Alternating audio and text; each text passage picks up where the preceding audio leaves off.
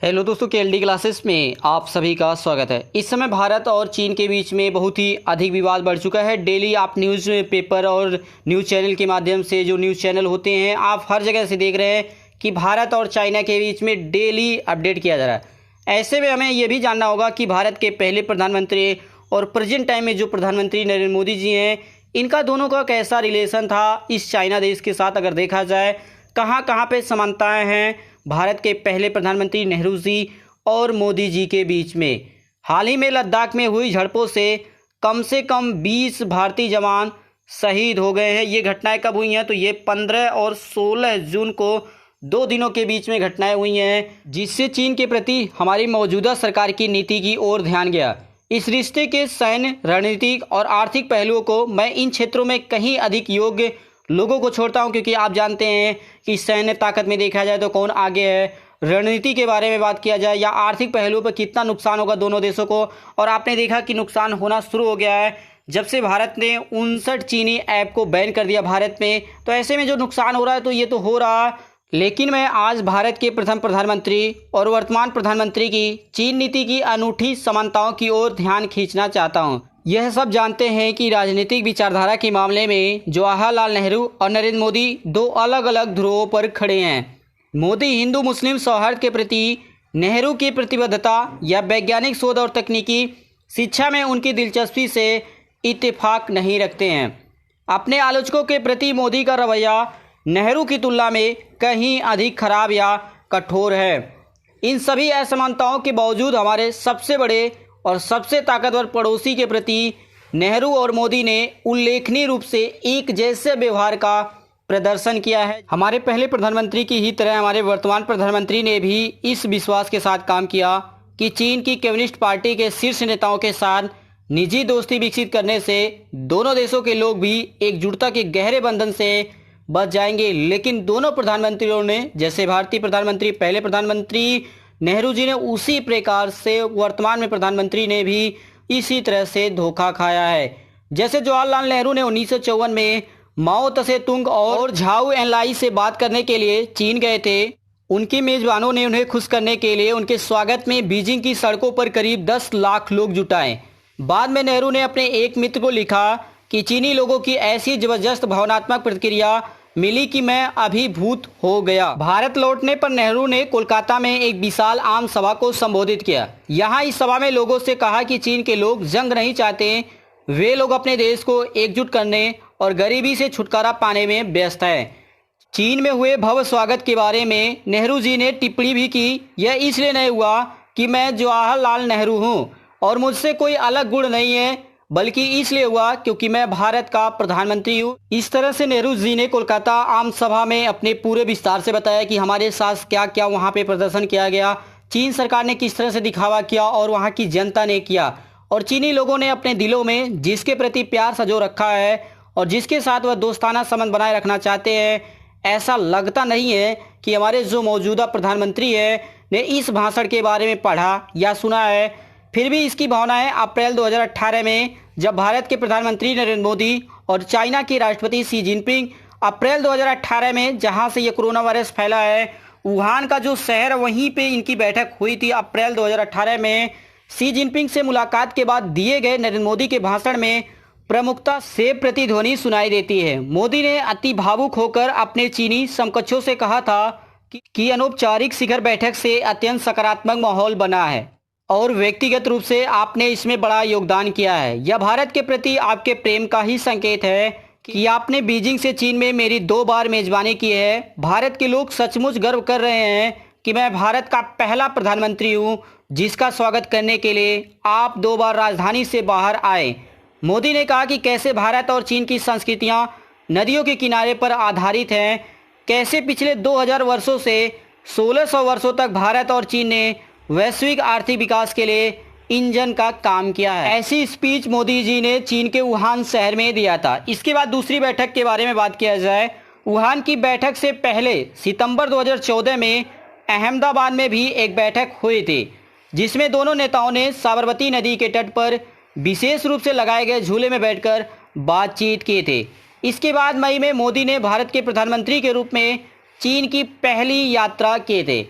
यहाँ संघाई में दिए गए भाषण में उन्होंने शी जिनपिंग के साथ अपनी दोस्ती को लेकर कहा कि दो राष्ट्र प्रमुख जितनी आत्मीयता, निकटता और साहचर्य के साथ मिल रहे हैं, यह +1 है और यह वैश्विक रिश्तों की पारस्परिक बातचीत से अलग है। और इस +1 दोस्ती को समझने और इसकी सराहना करने में कई लोगों को वक्त लगेगा, चाहे वो किसी देश की ओर तुलना कर रहे थे या किसी भी देश से विपक्ष की बात भी कर लीजिए।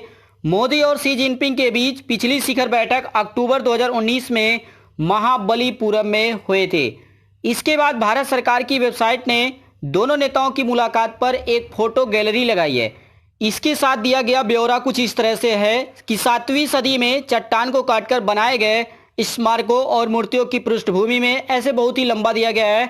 भारत और चीन के नेताओं ने नारियल पानी पिया और भारत चीन संबंधों के नए युग को लेकर उम्मीदें जताई, जो कि दोनों देशों के बीच परस्पर सहयोग, विश्वास और एक दूसरे की महत्वपूर्ण हितों और आकांक्षाओं पर आधारित है।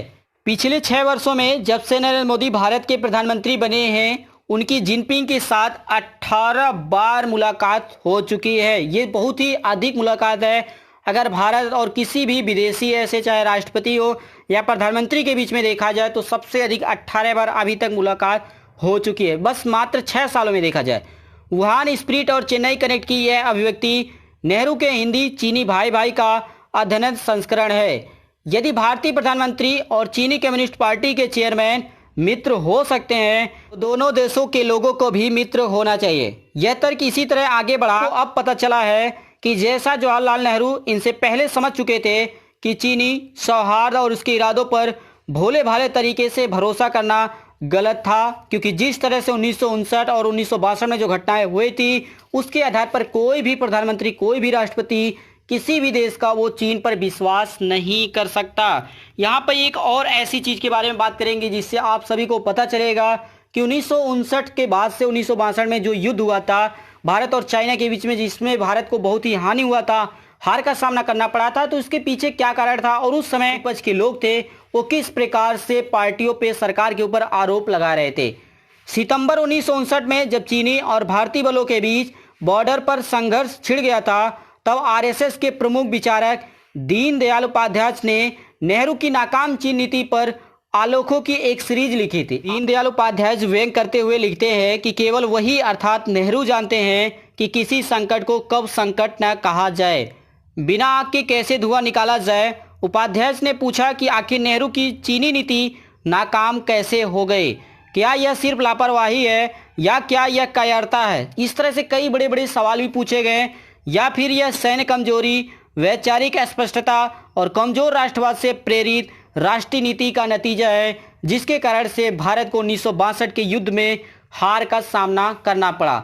दीनदयाल उपाध्याय के इन व्याख्याओं व उदाहरणों को ऑर्गेनाइजर ने सितंबर 1959 में प्रकाशित किया था। आप उसे भी जाकर पढ़ सकते हैं, आपको कई जानकारी वहां पे आराम से बहुत ही विस्तार मिल जाएगी, जिसके माध्यम से आपको समझ में आएगा कि किस तरह से 1959 से 1962 के बीच में जो विपक्ष की सरकार, विपक्ष के लोग थे, किस तरह से सरकार के ऊपर आरोप प्रत्यारोप लगा रहे थे।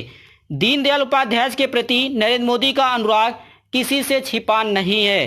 किसी को हैरानी हो सकती है कि यदि उपाध्याय आज जीवित होते हैं तो क्या वह भारतीय क्षेत्र में चीनी घुसपैठ और भारतीय जवानों के शहीद के बारे में क्या लिखते हैं। जो 20 जवान अभी भारत के शहीद हुए हैं उसके बारे में क्या सोचते हैं। क्या वह इसके लिए प्रधानमंत्री की लापरवाही, आत्मसंतुष्टि या कायरता, सैन्य कमजोरी या वैचारिक अस्पष्टता को जिम्मेदार ठहराते। जिस तरह से दीनदयाल उपाध्याय जी ने 1959 में 1962 में जो घटनाएं हुई उसके बाद से सीधे सीधे नेहरू के ऊपर आरोप लगाया, सेना के ऊपर सवाल उठाया। क्या आज अगर वो होते तो क्या मोदी जी को इस तरह से दोषी बनाते। और आप सभी को याद होगा कि जिस तरह से घटनाएं आज घटित हुई हैं 15 और 16 जून को, उसी तरह से घटनाएं 1959 के समय में हुई थी। और इसके 3 साल के बाद कह सकते हैं कि भारत और चाइना के बीच में युद्ध हुआ था। तो यही माना जा रहा था कि ये 1959 में जो घटनाएं हुई थी ये आगे चलकर युद्ध का रूप लेंगी, और ये युद्ध का रूप सभी को देखने को मिला और बहुत ही भयंकर युद्ध माना जाता है। लेकिन अभी ऐसा नहीं लगता कि हमारे शक्तिशाली और अप्रत्याशित पड़ोसी के साथ यह तनाव गणतंत्र के इतिहास के विशेष रूप से बुरे दौर में गुजर रहा है या कोई और युद्ध हो सकता है, और ऐसा अनुमान नहीं लगाया जा रहा। आर्थिक विकास कई वर्षों से अवरुद्ध है और महामारी इसकी राह में रोड़े अटकाएगी। दुर्भावनापूर्ण नागरिकता हमारे सामाजिक ताने बाने को और अधिक नाजुक बना दिया है, चाहे वो आप एनआरसी की बात कर लीजिए या सीएए की बात कर लीजिए। जबकि लंबे समय से सहयोगी देश बांग्लादेश को बिना किसी कारण से नुकसान पहुंचा दिया, एक अन्य पड़ोसी नेपाल से भी हमारे रिश्ते सबसे खराब समय से गुजर रहे हैं। आपने कभी भी नहीं सुना होगा कि भारत और नेपाल के बीच में विवाद चलता था, लेकिन आज आप लगभग पिछले 2 से 3 महीने लगातार डेली आप न्यूज़ अपडेट कर रहे हैं कि भारत और नेपाल के बीच में उधर की सरकार ने कुछ ऐसा कर दिया, इधर की सरकार ने कोई कदम उठाया, जिसके कारण से दोनों देशों के बीच में विवाद बना हुआ है। हमारा चीर विरोधी पाकिस्तान लगातार एलओसी पर गड़बड़ी कर रहा है। इसके बारे में तो हम पिछले 70 सालों से ही पढ़ रहे हैं। सत्तारूढ़ दल मौजूदा प्रधानमंत्री को ऐसे प्रस्तुत कर रहा है कि मानो उनसे गलती नहीं हो सकती और उनकी नीतियां आलोचकों से परे है। आप लोग सभी भी जानते हैं कि पहले होता था कि जो विपक्ष के लोग थे उनको एक तरह से सरकार का हिस्सा माना जाता था कि ये भी देश के हिस्से हैं, ये भी देश के लोग हैं। लेकिन आज के समय में जो रियलिटी है वो जो विपक्ष के लोग हैं उनको देशद्रोही माना जाता है। नेहरू ने स्वयं कभी दीनदयाल उपाध्याय को राष्ट्र विरोधी बताकर उनका मजाक बनाने के बारे में नहीं सोचा होगा, मगर सेना के अनेक पूर्व अधिकारियों को जिन्होंने गलवा घाटी में हुई झड़पों से कई हफ्ते पहले लद्दाख में चीनी घुसपैठ को लेकर आगाह किया, आज इन्हें ही दक्षिणपंथी ट्रोल और गोदी मीडिया निशाना बना रहे हैं। हमारी आर्थिक नीति, हमारी सामाजिक नीति, हमारी विदेश नीति, इन सब पर एक नए सिरे से विचार करने की जरूरत है। इन्हें प्रधानमंत्री की व्यक्तिगत आकांक्षाओं से नहीं बल्कि कठोर जमीनी हकीकत से लैस होने की जरूरत है। चाहे हमें पाकिस्तान से बचना हो, चीन से बचना हो या किसी भी देश से, दुश्मन देश से बचना है, तो इसके लिए हमें अपने सामाजिक नीति, आर्थिक नीति और विदेश नीति पर सबसे अधिक फोकस करना होगा और एक बार फिर से इस पर विचार करके उसे सुधार करना होगा, क्योंकि इससे सबसे अधिक नुकसान भारत देश को होगा। अगर जैसे देखा जाए कि भारत और चीन के बीच में तनाव बढ़ता है तो सबसे अधिक असर किस पे पड़ रहा है? भारत के ऊपर पड़ रहा है। भारत पाकिस्तान के बीच में विवाद बढ़ रहा है तो उससे भी नुकसान भारत को हो रहा है। भारत नेपाल के बीच में नुकसान, अगर विवाद होगा तब भी नुकसान भारत को होगा। तो ऐसे में सबसे इंपॉर्टेंट हो जाता है कि हमें अपने जो हमारे नियम कानून हैं, जो हमारे विदेश नीति है, उस पर एक बार फिर से विचार करना चाहिए और जो गलतियां हुई हैं, चाहे वो किसी के भी शासनकाल में रहा हो, उसको सुधार करके फिर से नए सिरे से इन नीतियों को लागू करना चाहिए। आपकी क्या राय है? इस तरह से आप भी इस वीडियो के नीचे कमेंट बॉक्स में बता सकते हैं। इसी प्रकार से बने रहने के लिए आप सभी दोस्तों का KLD क्लासेस की ओर से धन्यवाद।